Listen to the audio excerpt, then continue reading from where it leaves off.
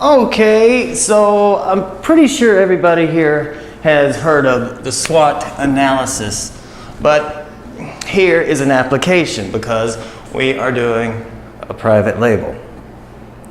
We are to be finding the unmet needs. I know you're going to get tired of hearing that.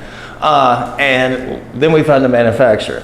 So that sets us up for a unique situation with our SWOT analysis that would apply to most everybody in the class. Our strengths, due to the beauty of the private label company, is we automatically have a level of expertise in manufacturing. It makes you wonder how many companies actually don't make anything. They just slap their name on stuff that other people make. So if you were to pick a product and try to make it yourself, oh my goodness, you know. So immediately we get some level of expertise in manufacturing. We also, if the company is successful at all, get economies of scale. Just because you order 1,000 of something and slap your name on it, that's not the whole operation. They're doing this for a lot of people, and sometimes if it's a grocery store chain, just hundreds of thousands, if not millions, and you're just part of the game. Another thing is, with the economy of scale, that you get the efficiencies of the operation if they're operating at a full, almost full capacity, and the cost. The costs have gone down, relating to economies of scale, and they have years of learning. The learning curve, they've been through it. You don't have to go through this part of the learning curve, but you get the benefits of it. So these are our strengths. Now, since you're in marketing strategy and I guess you're about to graduate, you've got some level of marketing expertise and some expertise in branding, much more than the common person out on the street has. Another thing with the private label, another strength, I think, is time, because we are in the land of copycats. You start to do something, then somebody else wants to do it, and then both of us possibly could end up failing because we split the market into two, and another person copy, So I think we have time on our hands. It would take a while for your neighbor to figure out that the frozen pizza or whatever that you make is made in Utah by so-and-so company. And with the model of the private label, the potato chip guy or girl, we have a distributor. That's a strength. If we can use a distributor, find a distributor that will run our products around, that would be a strength because we don't have to pay for all the trucks and stuff. Hopefully they become efficient at delivering goods. Now, our weaknesses. We're new at the game. We're new at the game, and that could still be a weakness for us. We could fail in some way. Also, if you look, I would assume it's the same around all of the country, north and south. We have the grocery stores. Now, we're not just talking about food products, other products that are in the stores, and almost everything seems to be cluttered, so you have to find that unmet need, and if you don't really do that right, then you might find yourself in a cluttered market.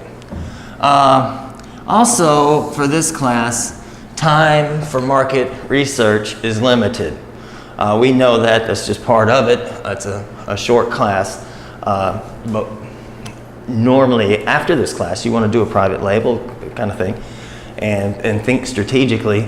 You would have a lot more time to do your real market research, do some surveys, do some observation, find out what people are struggling with, what needs do they have, what solutions are available that you could provide. Now, another weakness, in a way, is no control over manufacturing. If you look at a recall list, a lot of times When they recall one thing, they recall a bunch of things, which leads me to the private label, thinking that that dog food, canned dog food on the shelf is made, they make a lot of different brands of dog food. So if there's a problem, the product's contaminated or something like that, we don't have any control over that because we have outsourced our manufacturing. Another thing is distribution. That could, even though it's a strength, it could also be a weakness because we have no control, really. We've outsourced that too. We don't have control over how the product is delivered, if it's damaged, if it's kicked around, if it's smashed into a truck, that could be a problem. And another key thing that worries me is retail space and where the product will be located. I know of one student who has a new product in the stores, and that is a problem because I go to the store going, hey, let's see how he's doing, and the product is all kind of hidden. And think about it, what if you have a product that you're targeting towards kids and the stocker at the grocery store puts it on the top shelf? That could be a problem because they can't see it. If you're a parent, you know how that goes. You do not take the kid down aisle number 3 because that's where all the toys are, right? So we don't really have control over the shelf location, how the product is presented in the store, and things like that. But if you wanted to, you could take that distribution back and buy yourself a little truck and distribute to the stores. And while you're distributing, monitor how the product is displayed in the store and if it's in the proper location. Opportunities. Once you learn the ropes, you could expand your product line under the same brand. You have to be careful, cherish that brand, but if it's a related product, you could expand your product and take advantage of the brand name, the brand that you have built. So you have expansion of the product line is an opportunity, easy. And this goes to that expansion grid from Antoff. Another thing is fear. Once we get over the fear, see, we're new at the game. Once you can just break through that ice and then get used to things and be comfortable with things, then you can break out even further. You could even have new brands, create new brands. Wouldn't that be fun to create your second brand? And also, you have the opportunity of geographical expansion. We might just start in Belize, might just start in Cayo, and then when you get up north and go south, and maybe even over into Guatemala. And we have threats. Strategically thinking, and we have to be strategic thinkers. The distributors are pretty savvy, and if they see something selling very well, they might become your copycat. So that worries me, especially the importer distributors, because they're very versed at purchasing abroad and bringing in containers and stuff. And if that is the case, I would try to avoid the importer distributors, or I would find a smaller distributor to use to deliver the product.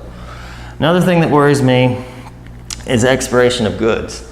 I don't just mean food things, but other things, rust and rot and things like that.